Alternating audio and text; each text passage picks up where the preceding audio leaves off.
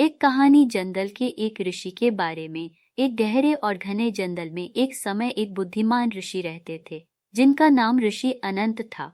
उन्होंने अपनी सारी जिंदगी ज्ञान और शांति की तलाश में बिताई थी।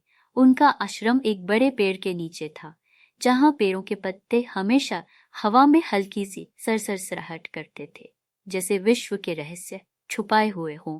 ऋषि अनंत के पास एक खास शक्ति थी। वो पेड़ों, जानवरों और प्रकृति से बात कर सकते थे। जंगल के सभी प्राणी उनका सम्मान करते और उनके पास अपनी समस्या लेकर आते। एक दिन जंगल में एक नई मुसीबत आई। एक बड़ी और खतरनाक शक्ति जंगल में आने वाली थी जो सब कुछ विनाशित कर सकती थी। इस मुसीबत का नाम था काला अंधकार, जो एक भूत जैसा जीव था और जो दिखाई नहीं देता था, लेकिन जिस रास्ते से गुजरता वहां जीवन खत्म हो जाता था। ऋषि अनंत को इस शक्ति के बारे में एक प्राचीन पुस्तक से पता चला था जो कभी किसी ने नहीं पढ़ी थी। पुस्तक के अनुसार इस अंधकार को रोकने के लिए एक विशेष व्रत और यज्ञ करना जरूरी था। लेकिन यज्ञ के लिए उन्हें 4 अनमोल चीजें चाहिए थीं: पवन का मोती, अग्नि का फूल, जल का हीरा और धरती की आंख। ये 4 चीजें सिर्फ जंगल के सबसे दुर्गम स्थानों में ही मिलती थीं।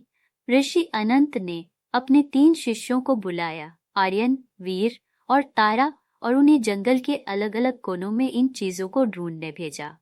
आर्यन को जाना था पवन के मोती के लिए, जो एक ऊंचा पहाड़ था जहां तक पहुंचना मुश्किल था। वीर को अग्नि का फूल पाने के लिए एक पुराने ज्वालामुखी के अंदर जाना था, जो कभी भी फट सकता था। और तारा को जल के हीरे के लिए समुद्र के तल तक जाना था, जहां गहराइयां थी। क्या ये तीनों शिष्य इन मुश्किलों का सामना कर पाएंगे? क्या ऋषि अनंत अपने ज्ञान और तपस्या से जंगल को काला अंधकार से बचा पाएंगे? ये एक रोमांचक कहानी थी जो एडवेंचर, ध्यान और दोस्ती से भरी हुई थी। ये सिर्फ शुरुआत है, आगे का सफर और भी रोचक होगा।